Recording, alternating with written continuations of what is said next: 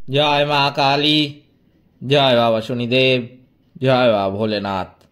তো নমস্কার বন্ধুরা, আজকে আমরা আলোচনা করতে চলেছি কর্কট রাশির বা লগ্নের জাতক জাতিকাদের এই মে মাস কেমন যাবে। 2025 সালের কোন কোন বিষয়ে সতর্ক থাকতে হবে মে মাসে কর্কট রাশি বা লগ্নের জাতক জাতিকাদের। এছাড়াও এই মে মাসের জন্য কর্কট রাশি বা লগ্নের জাতক জাতিকাদের আর্থিক অবস্থা, পারিবারিক দিক, শিক্ষা, স্বাস্থ্য এবং কর্মজীবন কেমন যাবে তার সবই কিন্তু আলোচনা করতে চলেছি আজকের এই ভিডিওটিতে।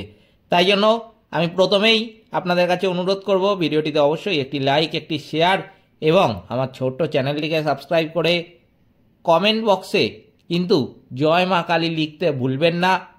মা দক্ষিণা কালী আপনাদের সকল প্রকার বিপদ ও দুঃখের হাতে কিন্তু রক্ষা করবেন। তো চলুন আজকের ভিডিওটা শুরু করা যাক।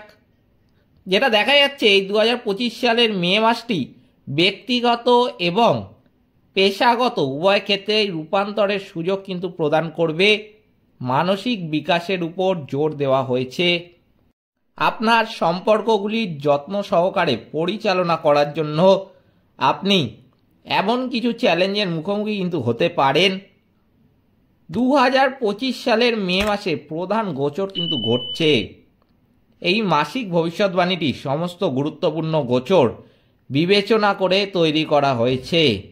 গোচরগুলি আপনার লগ্ন এবং চন্দ্র রাশি অনুসারে তৈরি করা হয়েছে। যেটা দেখা যাচ্ছে যে এই কর্মজীবনের ক্ষেত্রে কর্কট রাশি বা লগ্নের জাতক জাতিকাদের 2025 সালের মে মাসটি শুরু হবে এক শক্তিশালী ধারার সাথে। দশম ঘরে সূর্যের অবস্থান দৃশ্যমানতা, নেতৃত্বের ভূমিকা এবং কর্মজীবনের উন্নতি কিন্তু নিয়ে আসবে। আপনি স্বীকৃতি পেতে পারেন অথবা আরও দায়িত্ব কিন্তু নিতে পারেন। 7ই মে দশম ঘরে বুধ সূর্যের সাথে যোগ দেবে। এটি আপনার যোগাযোগ এবং সিদ্ধান্ত গ্রহণের দক্ষতা বৃদ্ধি করবে। উপস্থাপনা, আলোচনা বা নতুন পেশাদার পরিকল্পনা শুরু করার জন্য এটি কিন্তু একটি দুর্দান্ত সময় হতে চলেছে এই কর্কট রাশি বা লগ্নের জাতক জাতিকাদের জন্য। নবম ঘরে শনি, রাহু এবং শুক্র উচ্চশিক্ষা এবং ভ্রমণের উপর দৃঢ় মনোযোগ কিন্তু নিয়ে আসে। এটি আপনার কর্মজীবনের লক্ষ্যগুলিকে ব্যক্তিগত বিশ্বাসের সাথে সামঞ্জস্য করতেও কিন্তু সাহায্য করতে পারে। দূর দূরান্তের সুযোগ বা বিদেশি সংযোগ লাভজনক কিন্তু প্রমাণিত হতে পারে। মাসের প্রথমার্ধে একাদশ ঘরে বৃহস্পতির গোচর নেটওয়ার্কিং এবং আর্থিক লাভকে কিন্তু সমর্থন করে। 15ই মের পর সূর্য একাদশ ঘরে প্রবেশ করলে আপনি অতীতের প্রচেষ্টা, বর্ধিত সামাজিক যোগাযোগ অথবা বন্ধুদের মাধ্যমে সুযোগের পুরস্কার কিন্তু পেতে পারেন। 23শে মে বুধ একাদশ ঘরে প্রবেশ করে। এটি আপনার নেটওয়ার্কিং এবং দীর্ঘমেয়াদী লক্ষ্যের জন্য পরিকল্পনা করার ক্ষমতা বৃদ্ধি করবে। তবে 14ই মে বৃহস্পতির দ্বাদশ ঘরে প্রবেশের ফলে পর্দার পিছনের দায়িত্বগুলি কিন্তু আসতে পারে। আপনার পেশাগত পথে আপনার গুরুতর আত্মবিশ্লেষণ কিন্তু থাকতে পারে। আপনি আধ্যাত্মিক বা সেবা ভিত্তিক কেরিয়ার অন্বেষণ করার কথা বিবেচনা কিন্তু করতে পারেন। এরপর আর্থিক ক্ষেত্রেও যেটা দেখা যাচ্ছে যে আর্থিক দিক থেকে কর্কট রাশি বা লগ্নের জাতক জাতিকাদের মাসের প্রথমার্ধটি অনুকূল হবে। একাদশ ঘরে বৃহস্পতি লাভ, বোনাস বা নতুন আয়ের উৎসকে কিন্তু সমর্থন করে। ব্যবসার মালিকরা নেটওয়ার্ক বা অংশীদারিত্বের মাধ্যমে লাভ কিন্তু দেখতে পারেন। দশম ঘরে বুধ এবং সূর্য পেশাদার সাফল্য থেকে আয় করতে পারে।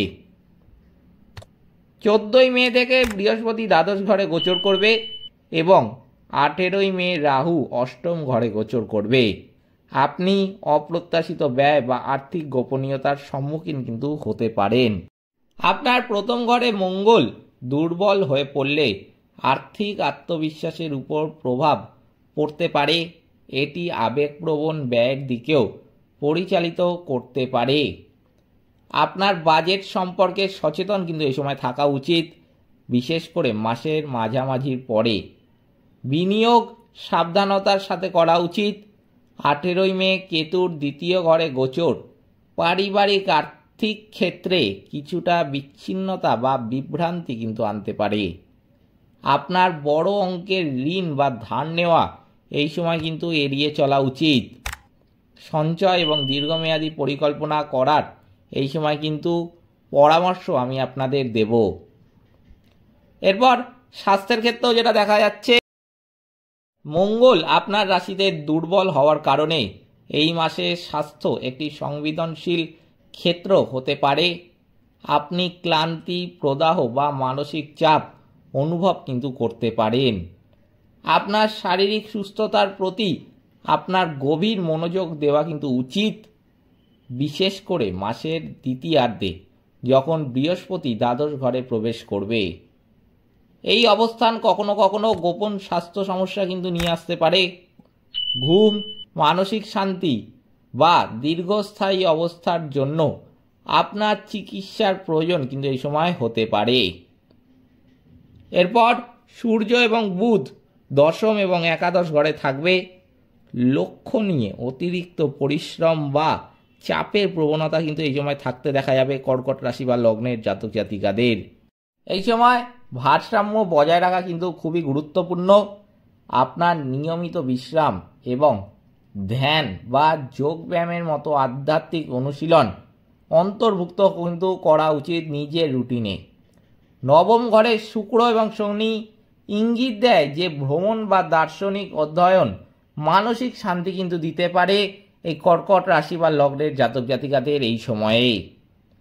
এরপর পারিবারিক ক্ষেত্রেও কিন্তু যেটা দেখা যাচ্ছে যে প্রথমার্ধে পারিবারিক বিষয়গুলি স্থিতিশীল থাকতে পারে।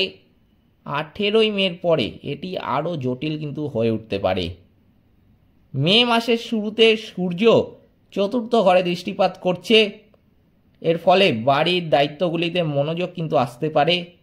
নবম ঘরে শনি এবং শুক্র বয়স্কদের সাথে সুসম্পর্ক বজায় রাখতে কিন্তু সাহায্য করে। পরিবারের মধ্যে আধ্যাত্মিক বন্ধনও কিন্তু এই সময় থাকবে। আপনার প্রথম ঘরে মঙ্গল বিরক্তি কিন্তু আপনার বাড়াতে পারে এবং বাড়িতে যোগাযোগের উপর কিন্তু প্রভাব ফেলতে পারে। 18ই মে থেকে কেতু দ্বিতীয় ঘরে প্রবেশ করবে, রাহু অষ্টম ঘরে প্রবেশ করবে।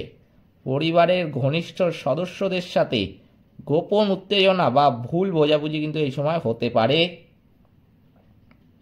উত্তরাধিকার মূল্যবোধ বা দীর্ঘস্থায়ী বিশ্বাস সম্পর্কিত তর্ক এই সময় কিন্তু এড়িয়ে চলা উচিত। আপনার যোগাযোগ পরিষ্কার এবং মৃদু রাখা কিন্তু উচিত। দ্বাদশ ঘরে বৃহস্পতির গোচর পরিবারের থেকে মানসিক বা শারীরিক দূরত্বের ইঙ্গিত কিন্তু দিতে পারে, বিশেষ করে যারা বিদেশে থাকেন বা একাকিত্ব খুঁজছেন।